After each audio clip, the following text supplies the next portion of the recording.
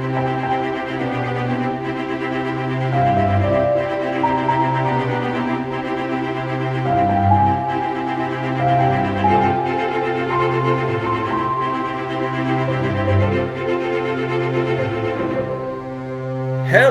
Superboy Beyond fans. Welcome back to one of our patented commentaries. Yeah. This is actually a requested commentary. This is Superboy Rest in Peace, or as Tom and I like to refer to it as the Terminator on Superboy. Yeah.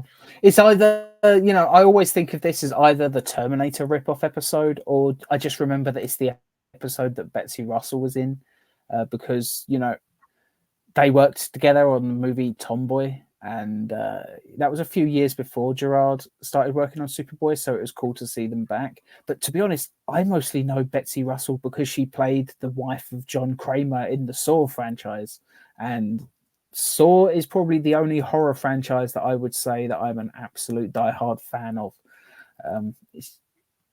I'm a bit funny when it comes to horror. I like how convoluted and ridiculous the story got. How there were so many little things. The story got so needlessly complicated. The timeline is just such that I don't know.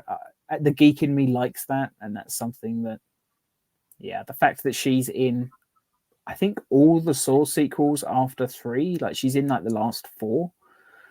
So I always think of Betsy Russell as that. So that's the only thing I really remember about this episode, to be honest. I don't remember it being a particularly good one. It's just the Terminator ripoff one. But should we get started with our commentary? Yep, absolutely. So for those of you just joining us for the first time, this is not a typical reaction video.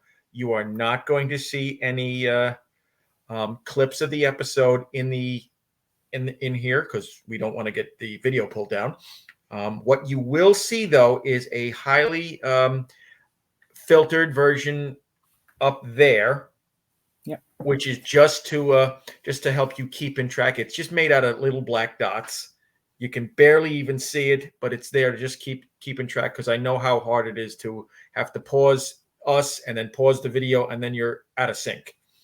Yeah. If somebody knocks at the door or rings you on the phone or whatever, if you need to stop, like even just go to the bathroom or something, it's a real pain to try and get back in sync with us. So, just literally just little dots in the middle up there. You can tell what's happening in the episode relatively well enough. It's not the clearest, but it's clear enough. But hopefully you're watching alongside us with your actual DVD of the show, or at the very least, maybe it's a digital copy you've bought on iTunes. Although we don't care if you've Jack Sparrowed the episode. It's not on us to worry about that. Just all we care about is that you've got a copy that you're watching with us. And it's up to you to get that copy. And it is available to buy on YouTube, so you can just buy Superboy on YouTube, which I think is pretty cool. So, we're going to get straight into this episode. This is Season 2, Episode 12, Superboy Rest in Peace. And I'll count you in with the 3, 2, 1 play. Actually, let's do a little different, something different with it. Instead of 3, 2, 1 play, let's do 3, 2, 1 die, Superboy die. Okay. But make sure to hit play right at the very beginning of the word die, the first one. Yeah. Okay, so 3, 2, 1, die, Superboy, die. Die. Which is something that we have heard in Roads Not Taken Part 1 as well. It's the thing that they chant at him, isn't it? Yes. Die, Superboy, die. Die, Superboy, die. God, I love that episode. I just wish that, they edited it on a slightly higher quality system so that the color grading didn't make the 2 best episodes of the show look visually the worst quality. Still annoys me. The second half looks really good. Second half is fine. His first half is the main problem, but the red does cause problems occasionally because, we all know that with digital video, like sometimes red goes pixelated. I'm sure you can all notice with my hat. As we're recording, my hat is clear as day, but I guarantee when you're watching this on YouTube, that is pixelated to shit. Anyway, so we're in the future, it looks like. I don't hate the uniforms. They're clearly cheap, but they look fine. They look like something we'd see in Star Trek. And that actress there, is she the one that plays the Doctor in season 3? Dr. Stern. Okay. So obviously she's got a descendant. Yeah, but I forgot that she had an earlier appearance as a different character. Yep. Anyway, there's Betsy Russell. Not ashamed to admit, I had quite the crush on her growing up. Mostly from that movie where she rides a horse. If you've seen it, you know what I'm talking about. No, I haven't. No. I'm being a little bit dirty. She's rather attractive, but she's so crazy. No. I'll tell you what, she does look a little bit like Terry Hatcher, though. It's very slightly in the face.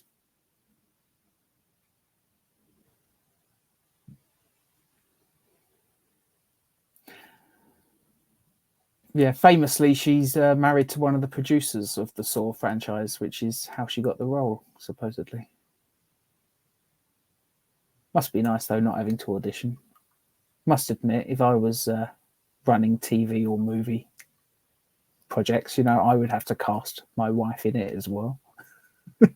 Hey, look at what Rob Zombie does. But people, they criticize James Gunn for always putting his wife in stuff, but I mean, until Peacemaker, she was never like. It's not like he was casting her as the star of the movie or something, is it? And even in Peacemaker, she's still not the star. Yeah. Although he does put his brother in everything. Yeah, but his brother is good in everything.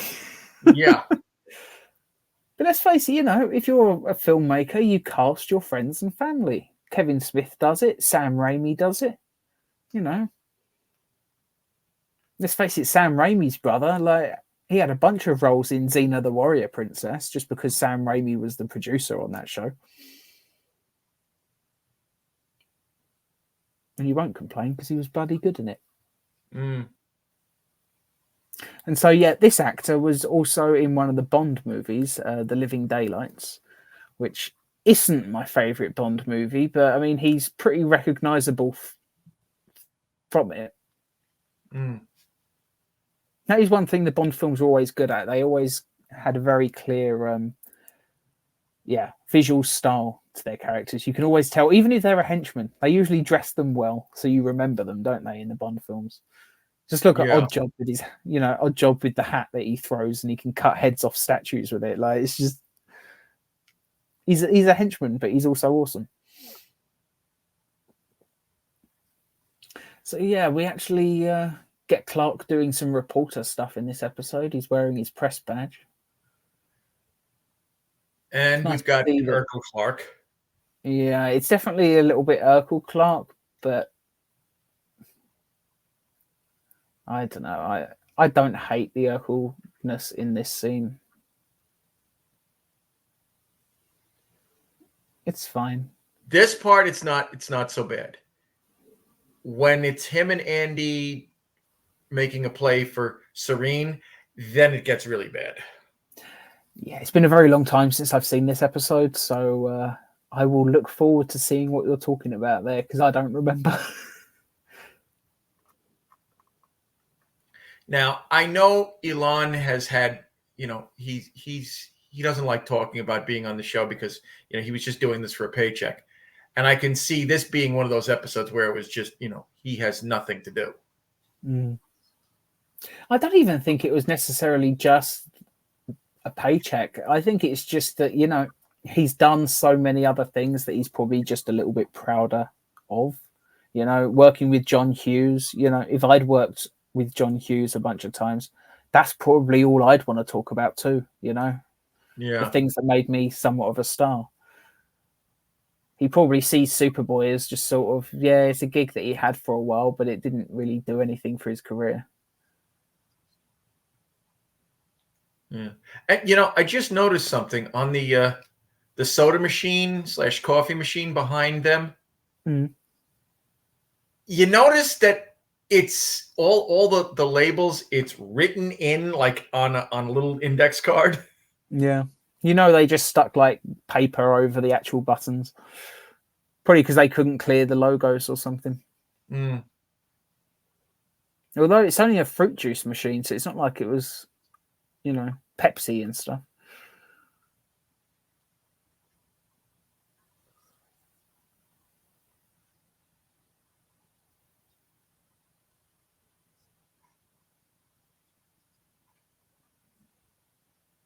I don't hate Urkel Clark in this. He's a little bit wide-eyed and innocent playing, but, you know, it's...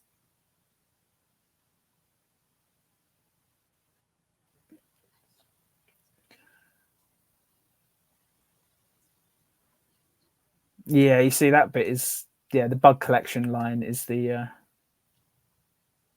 Yeah. It's almost like the two of them are 12-year-olds fighting over the new girl in school.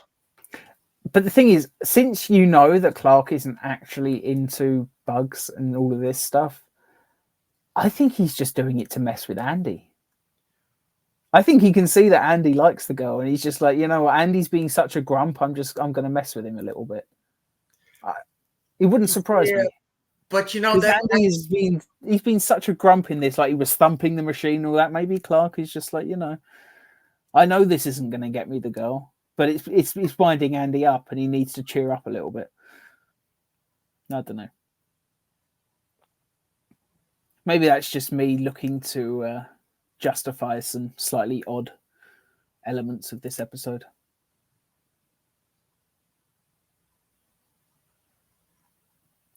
I'll tell you one thing. I don't remember who directed this episode, but I'm going to find out in a second. Danny Iam. I'm not overly familiar with this director, but I kind of wish that they'd given this episode to someone else, because... Like a David Grossman. Yeah, just purely because I'm just thinking the lighting is very sitcom in this episode, but if you're doing a Terminator ripoff, it's probably the kind of episode where some mood lighting would not go amiss, you know? Darken it up a little bit. I mean, that shot where we saw the assassin guy just standing there after talking to Andy, it's literally just a shot of him, and you can just see the ceiling behind him. Like, you know, get some dramatic lighting on him, show that he's threatening, you know. Just looks awkward at the moment. So yeah, not a great episode so far.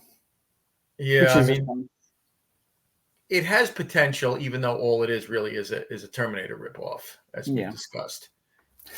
I think the Urkel Clark is a big part of what's ruining it for me.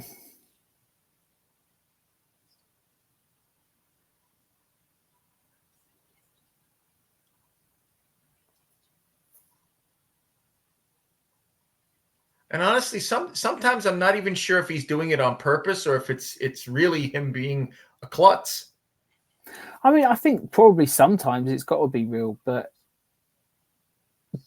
I don't know. He is working hard to keep his secret identity a secret, so who knows? Maybe it's all on purpose. Maybe some of it.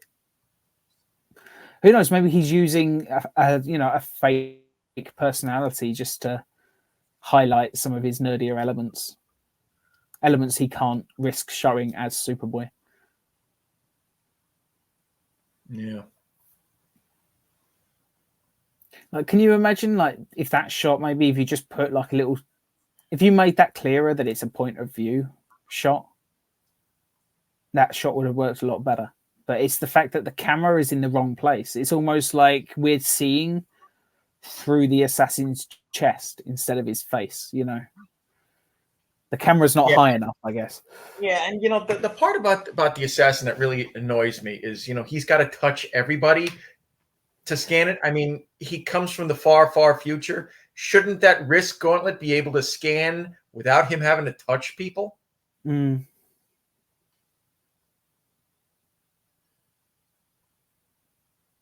I mean, let's face it, most scanning technology doesn't require physical touch to work.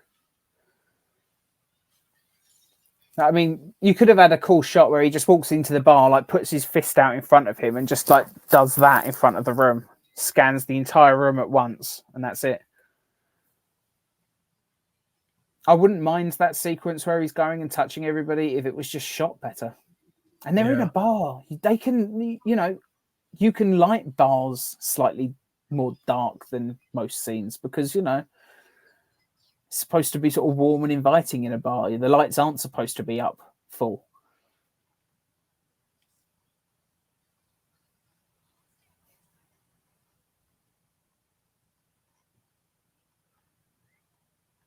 He gave up his identity kind of quick. Yeah. Not even I'm not Superboy, you know. It's okay. I get it. They only have a certain amount of time for each episode, so they've got to skip through some things, I guess. This one probably would have done better as a two-parter.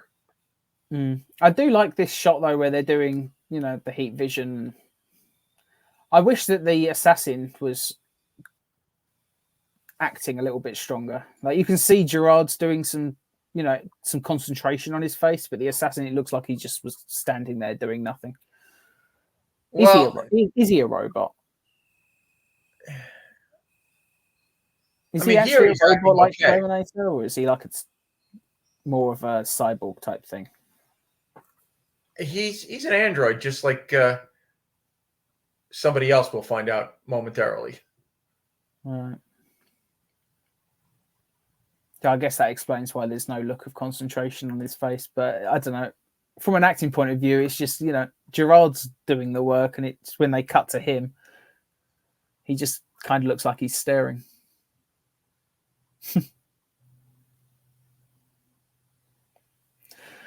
I do like her costume, though. I'll say that.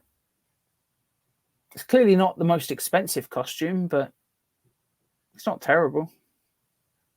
Yeah. The part about this that I don't understand is her whole point was to come back in time and save Superboy, and she stood there for a good 5 minutes doing nothing. But also, she could have explained the situation the moment she ran into Clark. She could just be like, I need to talk to you privately, you know. But it's always the way in episodes like this, you know. Nobody ever says what they need to make the story go quicker.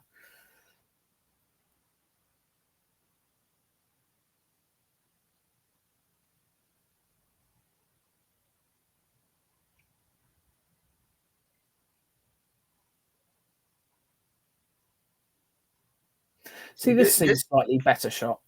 Yeah. You've got the cobwebs there and all that. Yeah, this episode, I mean, I know that the reason why they didn't do it is because they were only allowed characters from the actual Superboy comic. But this episode would have worked better if it was a Legion episode.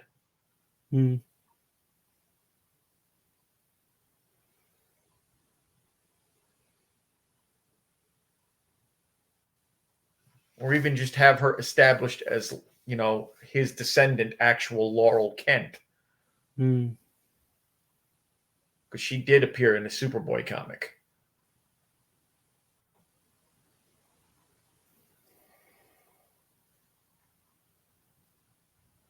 All right, this is shot a little bit better.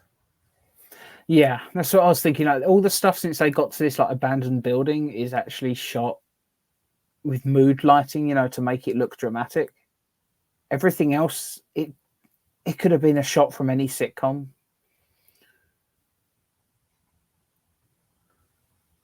I don't know. They could have made that a little bit darker. But no, this is definitely shot better than the rest of the episode. At least this has got some flair to the camera angles and stuff. Yeah, I think I'm not, you know, I don't want to disparage Danny Iram, you know, the director, but this isn't his best work. No. But then again, we don't know what happened during the shooting of this. It might have just been a case where they ran out of time and they had to rush through certain things. I don't know. Maybe the episode before ran long or something and they had to make it up in this one, shoot it twice as fast. Yeah. You know, it happens. Or he could have just been a brand new director and his just a little bit green. Yeah.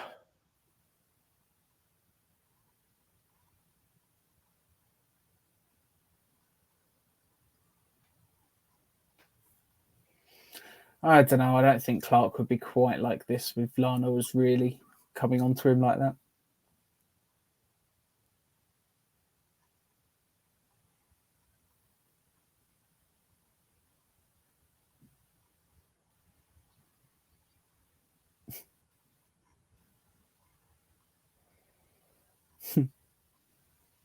Yeah, Clark acts a little bit stupid in this episode. Because I'll tell you what, Lana was acting very strangely there. Like, okay, she was acting like she was trying to seduce him, but she was like, it was like an evil seduction, wasn't it? She had definitely something sinister going on. Okay, and that's really bad special effects right there. Yeah, This that wasn't great. position of the face.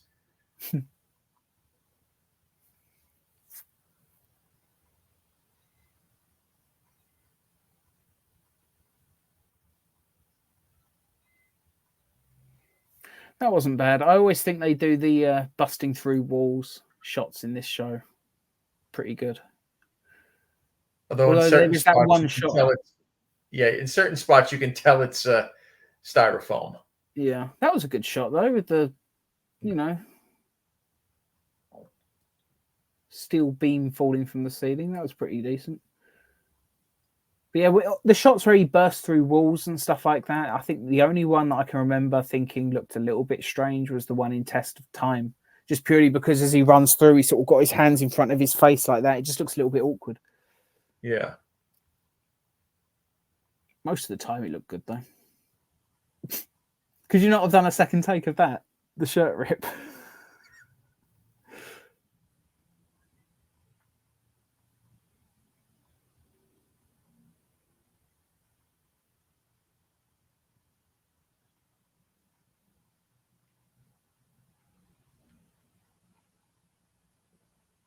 I don't know. I don't think the actor is doing that terrible a job. He's basically doing what Schwarzenegger did, but he's not helped by the camera. You need, I don't know, you just need more dramatic camera angles and lighting and stuff to really make him sinister. Doesn't quite work.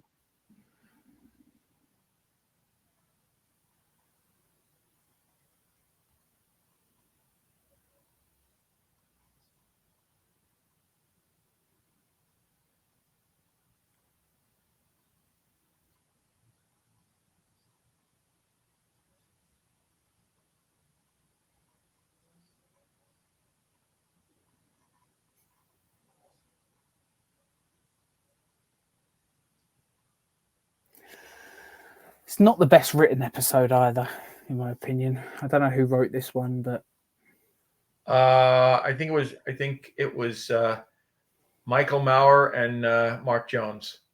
Not the best, not their best episode, unfortunately. All of this wrapping up at the end here, I just think it's very awkward dialogue. I can't really talk. I'm sure I'm guilty of the same thing. I'm sure I've written dialogue a hell of a lot clunkier than this, but you know.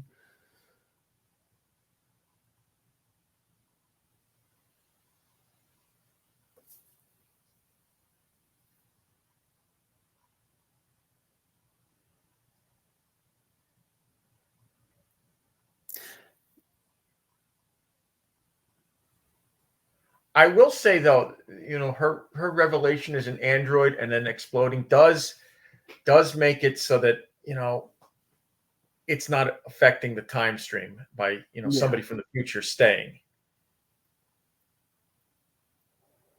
Although they've probably already affected things quite a bit. But then, it's one of those things with comic books. Time travel works differently depending on each story. Yeah. You can have 2 stories week to week with completely different rules.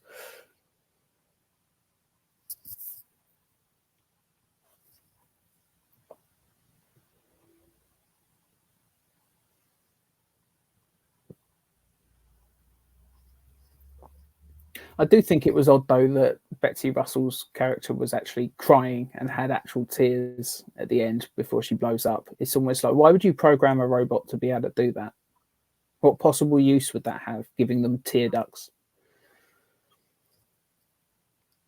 You know what I mean?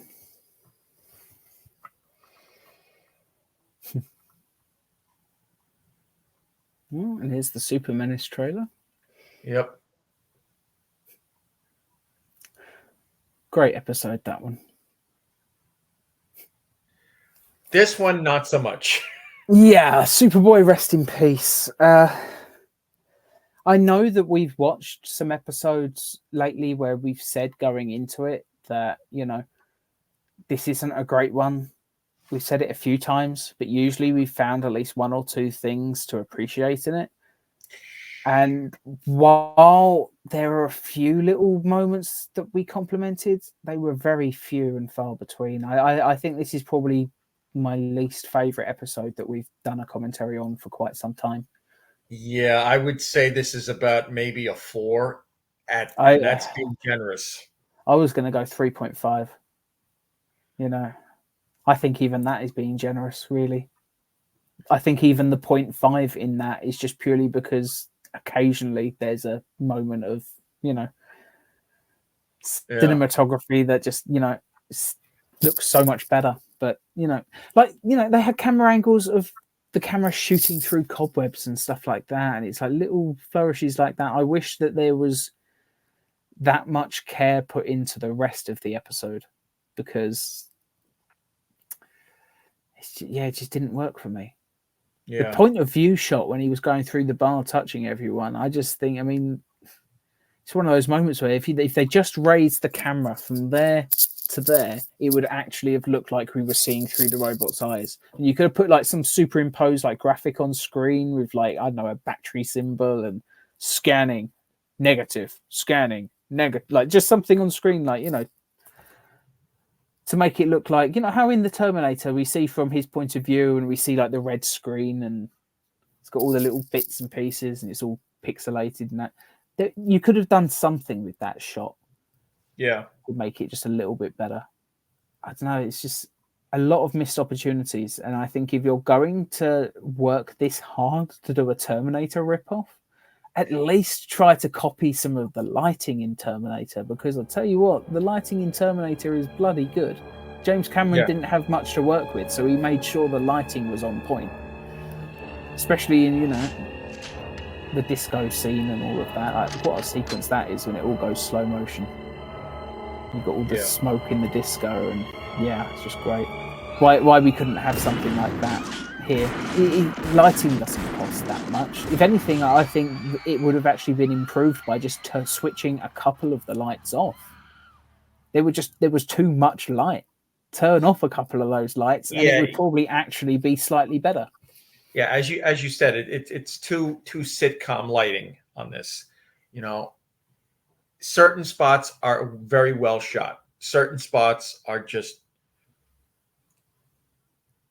and I hate to use the term, but shit. Yeah. Okay. It's almost like it was lit for, sitcoms, but specifically like one of the multicam sitcoms where they're literally editing it as they are recording it, and it's just like they have to like light everything with just a flat lighting, because otherwise every time you cut to a different angle it's going to look completely wrong. Superboy wasn't shot like a sitcom, so you know, surely you could like a mini movie. And we've seen episodes where, you know, a talented director like David Grossman or even Richard J. Lewis, or I know I'm going to mangle his last name, Reza Badawi, have shot episodes where they look absolutely great. Even David Nutter has shot. David Nutter does some great ones. Yeah. I mean, I don't know why, you know, they didn't give it to somebody a little bit more seasoned. Now, granted, having a seasoned director can help a lot. That might have put this from like a 3.5 up to maybe a 5 or a 6. Yeah, but the script is still pretty shocking. You know, like you say, it would only have been up to a 6 because the script would have let it down. You know, it doesn't matter how good the director is if the script is just not. I don't know. It may be another draft or two, and maybe this episode could have been one of the good ones. Yep, and I know that Mark Jones is one of our followers. So, Mr. Jones, we're not trying to insult you because we know that you did work on this episode, but there are things about this episode that are just bad. I was going to just say lacking, but okay, we'll go with your. There are definitely parts that are bad, and you know, I doubt that he will have a problem with admitting to that, because let's face it, it's television where you're doing what, 24, 25 episodes a season, and you've got to move at a very brisk pace. Not every episode is going to be great. You know, there's going to be bad ones in there. It happens on every show, and it probably will continue to happen. You know, as long as networks and stuff are making TV series that have like 24 episode seasons, there are going to be a fair few bad ones. And maybe they were running short on time. Maybe, you know, like I say, maybe it just needed another draft and they just, for whatever reason, they couldn't do it. Yeah. There could be any number of reasons why this episode's lacking, as you say. And I don't think it's something that we should... Betsy Russell's costume, yes, it is a very simple costume. It's kind of somewhat cheap in some places, but it looks great. Yeah. Why they couldn't do that with Andreas Wisniewski's? Because his looked like, you know, the typical biker bar guy. Yeah. Could they not have made him look like a futuristic biker bar guy? You know, just put some sort of, I don't know, some silver bands or something on his arms, or just something that gives the impression or a little bit more black. Yeah, just something to make him look a little bit different. You know, it looks like a cheap episode, unfortunately. And there are great moments. Like, I love the scene where they're doing the heat vision and they're having sort of the duel, and Superboy actually finds that his heat vision is actually slightly weaker than the robots. I think that was an interesting way to do it. Usually, obviously, Superboy would have just won in that situation. I like that he initially failed. So there are good moments in it. It's just, I don't know. I think when you make as many episodes as they were making for this show, stuff like this is bound to happen from time to time. I won't hold it against anyone. You know, this episode, I would have seen it. This would have fit in better with season 1 than season 2, because season 2 was a definite step up from season 1. This does feel like a season 1 episode in a strange way, which is odd, because season 1 definitely, you know, you could have seen this episode as being part of Mutant, you know. Yeah. Another one with people from the future coming back in time. You could have easily turned this into like a 2-parter and had them involved in stopping the android or something. It would have worked fine. They could have turned it into a 2-parter. Tonally, I think those episodes have a lot in common. But maybe the episode would have been slightly better in season 1, purely because you wouldn't have had John playing Clark quite like that. Although, to be fair, you know, if it's in the script that those are your lines of dialogue, you've got to do it, you know? It's not like John was rewriting dialogue. If those were the lines of dialogue in the script, I'm sure John would have come across slightly Urkel-ish too. Yeah. So yeah, it's just one of those things. It's clearly, you know, the stars didn't align for this episode, unfortunately. Yeah, there's so much potential in this episode, and it just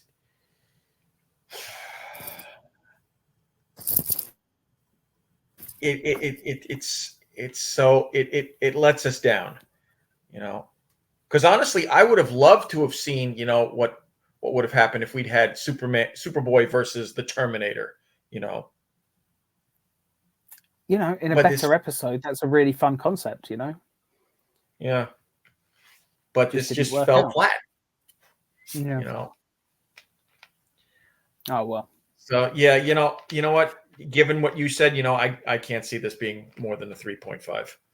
Yeah, 3.5. I can't give it any higher than that. You know, the 0.5 already is for those few good moments that I mentioned. I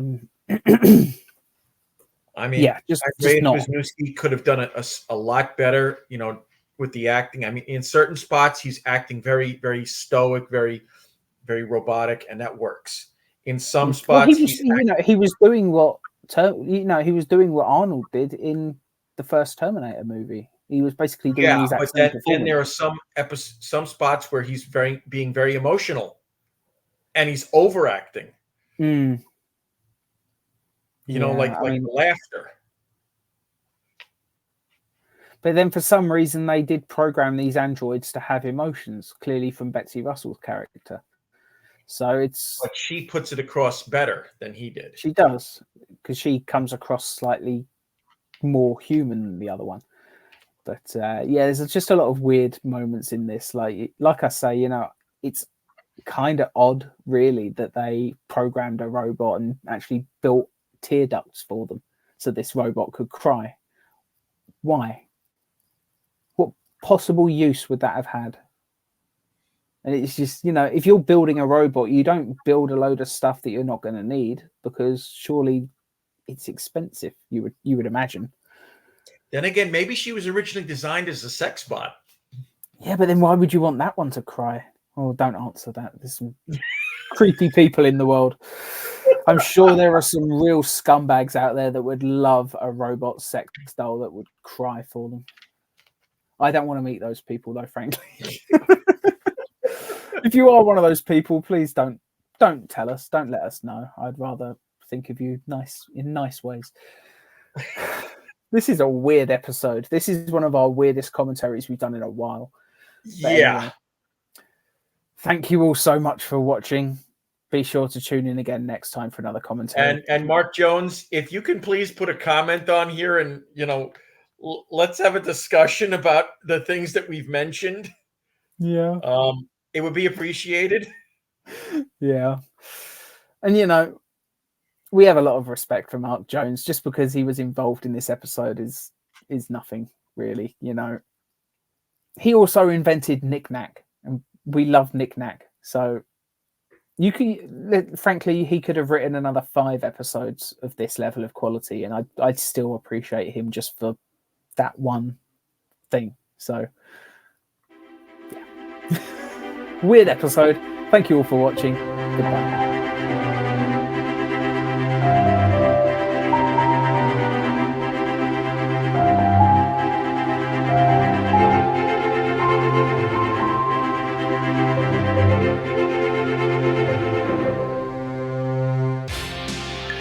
Viacom.